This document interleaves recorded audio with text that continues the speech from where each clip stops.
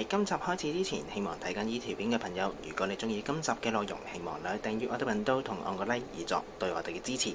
各位好啊，又到咗長毛教室啦。咁而家見到台面呢一邊都幾泰式嘅，咁到底整咩呢？今集荷葉昆布烤魚。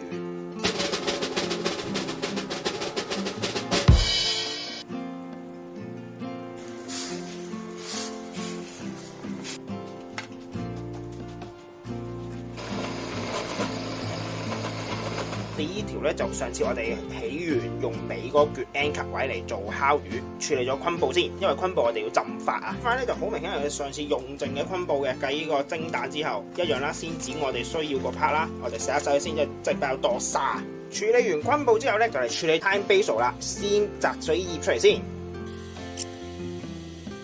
揀晒之後咧，我哋就會將佢切絲嘅。切完絲之後咧，先擺開一邊，然後到檸檬葉就先搣咗後邊呢條棒先。將檸檬葉切完絲之後就擺開去啦，然後到香茅，香茅一樣先切咁個頂嗰啲先，唔要，然後切後邊，跟住將最外層掉咗去。我自己就會去兩層嘅，之後同樣啦，刀背剁咗佢先。然後將尾依個掉咗去，跟住斜切，切碎晒啦，擺開佢先又係，然後嚟處理條魚，你會喺皮嗰度輕輕界一界，唔係切斷條魚，係界開層皮，等佢啲味咧容易入得到。界完之後就開始嚟落味啦，先喺條魚上邊落黑胡椒，然後落少少鹽。因為我哋唔係醃鹹魚啊，唔使落太多㗎，落少少夠㗎啦。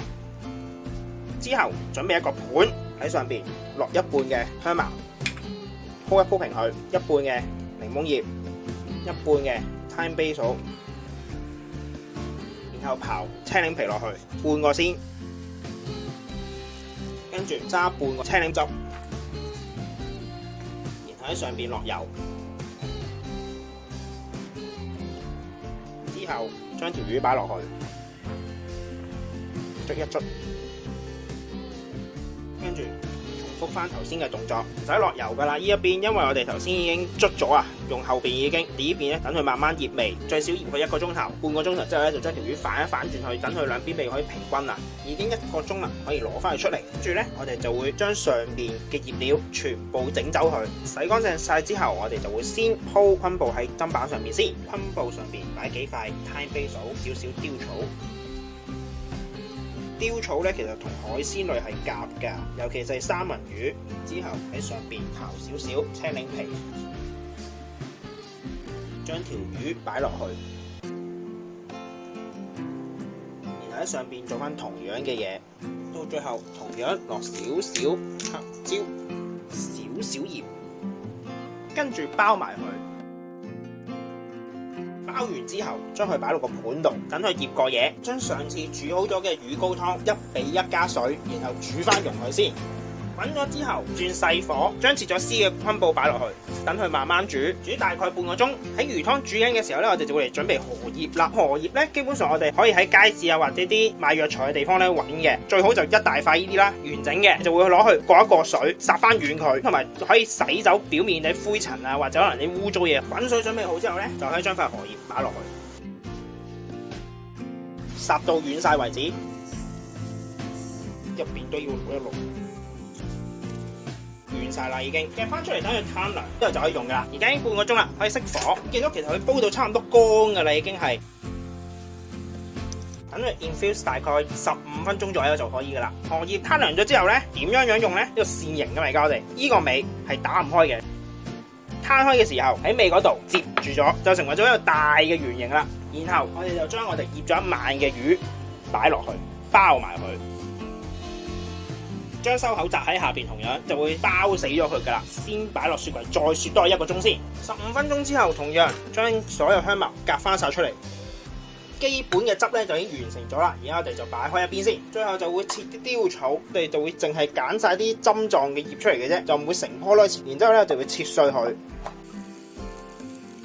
因為就最後先至撈落個 sauce 嗰度嘅。太早擺去睇，佢會變黃㗎。另外擺開佢先，到最後就會開始嚟做焗魚啦。今次就會準備粗鹽嘅，先喺個盤嗰度倒晒粗鹽落去先，然後會落少少水，跟住用手捻勻佢。準備焗盤，下邊鋪張 parchment， 先喺焗盤底嗰度鋪一浸。鋪完一浸之後，荷葉收口喺下邊擺落去，將啲冚落去，要冚晒成個荷葉嘅。點解鋪鹽咧？就係等佢啲荷葉味咧出唔到嚟啊！所有水蒸氣咧就會喺晒啲鹽裏邊，咁又出唔到嚟，焗出嚟嘅魚咧就會好亂噶啦。係咁樣樣，俾大家睇一睇，包死晒嘅，跟住就可以入爐啦。要用200度焗佢最少20至30分鐘嘅。最後我哋會再濃縮呢個汁嘅，將佢煮到差唔多乾嘅時候，就落牛油，再落埋我哋嘅雕草，就可以形成咗一個魚汁噶啦。等佢慢慢 reduce 先，濃縮嘅同時咧，就落少少鹽、少少黑椒，等佢慢慢煮。而家已經半個鐘，咁我哋攞佢出嚟。攞出嚟嗰時已經聞到好大陣荷葉香味啊！點知魚得味咧？因為我哋唔可以撥開晒啲鹽，然後我未得你又冚翻埋噶嘛，冇可能嘅呢件事係。唯一嘅做法就係用支針拮落去。咁如果支針係熱嘅咧，就代表已經得噶啦。我哋用個魚溫再煮多佢大概10分鐘之後就可以拆開佢噶啦。魚汁都煮到見底啦，得翻嗰一啖仔就可以熄火。加一嚿凍嘅牛油，千祈唔好用軟咗嘅牛油，因為其實咧你落完牛油即係等佢乳化，就係咁啦。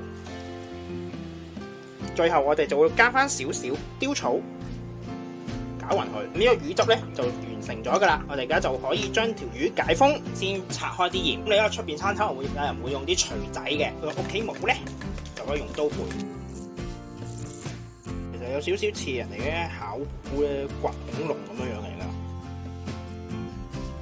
跟住我哋就會剪開個荷葉，小心剪，唔好剪到個昆布。攤開晒之後，最後一個工序，我哋就會燒一燒個昆布，等佢個味香啲。你唔燒都得嘅，將表面嗰陣燒乾佢啫。可以連埋昆布一齊食嘅。如果你唔想連昆布食，淨係食條魚都可以。就切兩個切法俾大家睇。第一個切法咧，你就可以 angle 咁切嘅。如果你可能中意連埋昆布一齊食，咁可以就咁樣樣。如果我想好似出邊成幅魚咁上喎，都可以嘅。我一個切法就會係會用鉸剪喺中間嗰度剪開佢。剪開咗昆布之後咧，你就可以成幅咁樣上噶啦。呢一道荷葉昆布烤魚亦都完成咗啦，咁希望大家中意啦，咁我哋下集再見，拜拜。